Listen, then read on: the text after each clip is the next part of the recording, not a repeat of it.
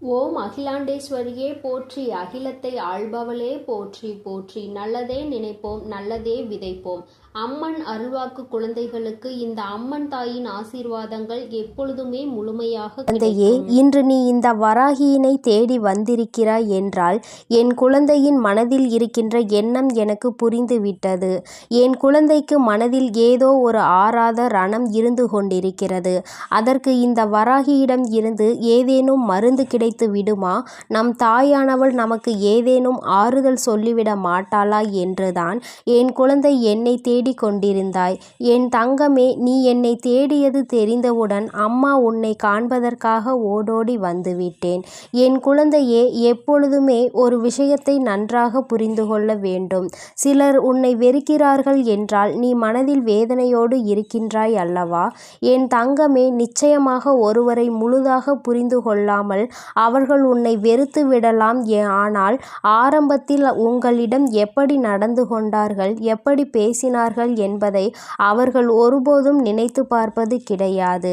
தேவைக்காக மட்டுமே பழகுகின்ற அன்பு என்பது உன்னை நிச்சயமாக எப்பொழுது வேண்டுமானாலும் விட்டு செல்லலாம். என் குழந்தையே, கடைசி வரைக்கும் தொடர வேண்டும் என்று நினைக்கின்ற அன்பானது எல்லா கஷ்டத்தையும் எல்லா அவமானத்தையும் தாண்டி உன்னை நிச்சயமாக தேடி வந்து கொண்டிருக்கிறது.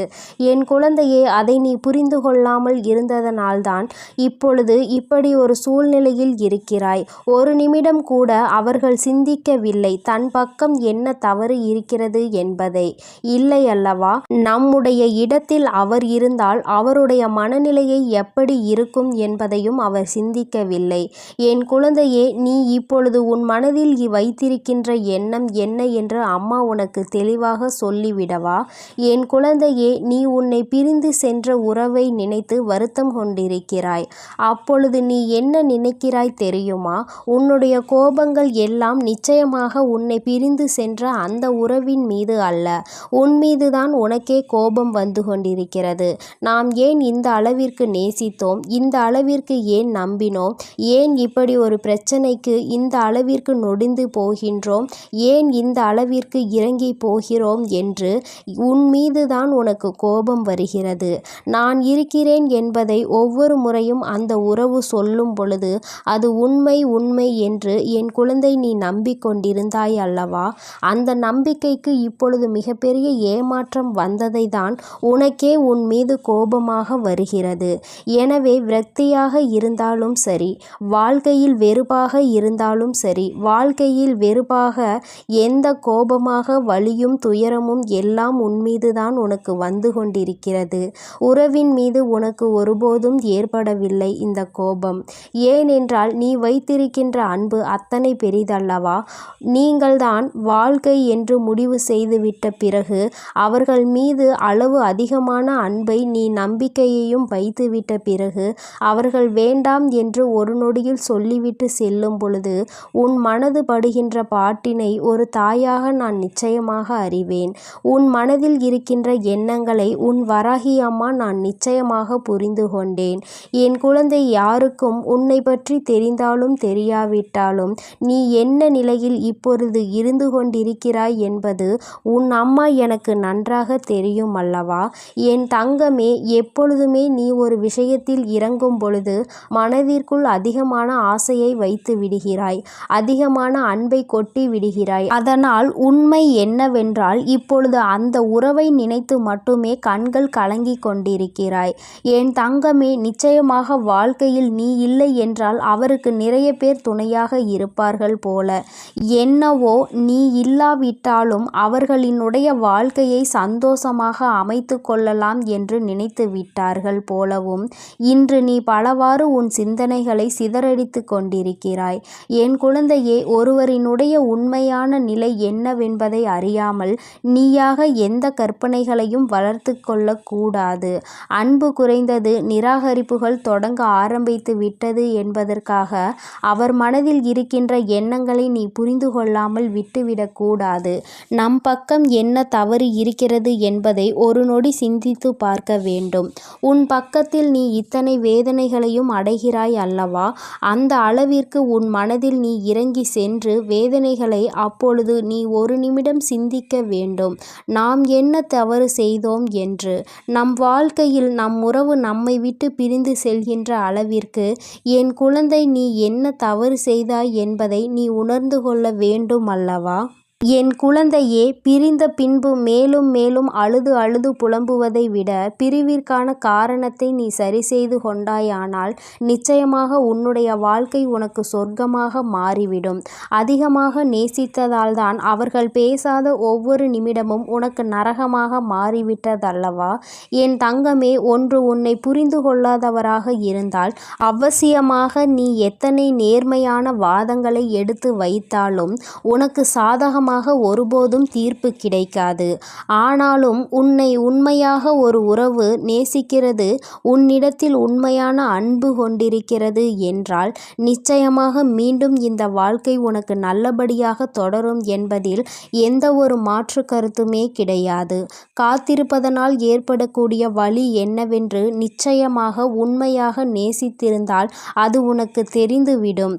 உனக்கு புரிந்து விட்டது. அது இப்போது உன்னுடைய உறவு உண்மையாக நேசிக்கிறதா என்ற சந்தேகமும் உனக்குள் இருந்து கொண்டிருக்கிறது. என் தங்கமே, நினைக்கும் நேரத்தில் எல்லாம் பேச முடியாத நிமிடங்கள் இப்பொழுது உனக்கு அதிகமாகிவிட்டது. முன்பெல்லாம் அருகிலே இருந்த ஒரு உறவு இப்பொழுது தூரமாக இருக்கிறது.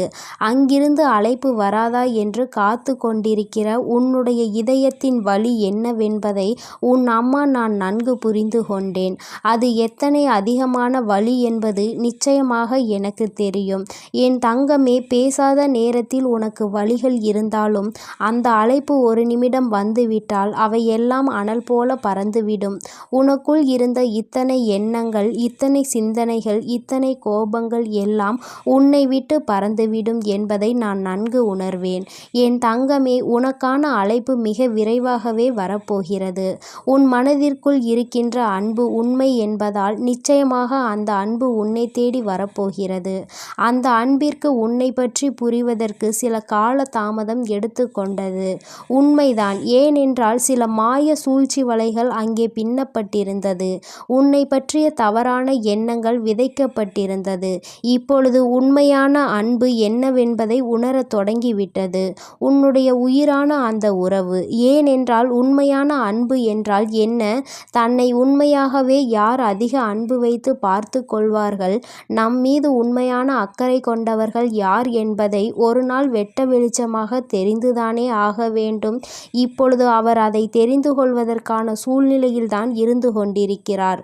எல்லா உண்மைகளையும் தெரிந்து கொண்டதோடு மட்டுமல்லாமல் நீ அவர் மேல் எத்தனை அன்பு வைத்திருக்கிறாய் என்பதும் உன்னுடைய அந்த வாழ்க்கை துணைக்கு புரிய ஆரம்பித்து விட்டது. இதுவரை இத்தனை சலசலப்புகளையும் சஞ்சலங்களையும் மறந்துவிட்டு இனிமேல் இந்த வாழ்க்கை உனக்கு சிறப்பாக இருக்க போகிறது. சுயநல மனிதர்கள் நிறைந்து உள்ள இங்கே ஒருவர் சந்தோஷமாக இருந்தால் மற்றவர்களுக்கு பிடிப்பதில்லை. அது ஏனென்றால் இன்னமும் புரியாத புதிராக இருந்து கொண்டிருக்கிறது. ஒருவன் சிரித்தால் இன்னொருவன் வயிற்றெரிச்சல் படுகிறான். என் தங்கமே, நிச்சயமாக இந்த வாழ்க்கை உனக்கு மீண்டும் நல்லபடியாக திரும்ப கிடைக்கும் பொழுது சந்தோஷம் அடைபவர்களை விட வயிற்றெரிச்சல் படுபவர்கள்தான் அதிகம் இருக்க போகிறார்கள் என்பது நிதர்சனமான உண்மை. என் பிள்ளையே, நீ அழுவதற்கெல்லாம் உனக்கு நிச்சயமாக நல்லதொரு பதில் கிடைக்கத்தான் போகிறது.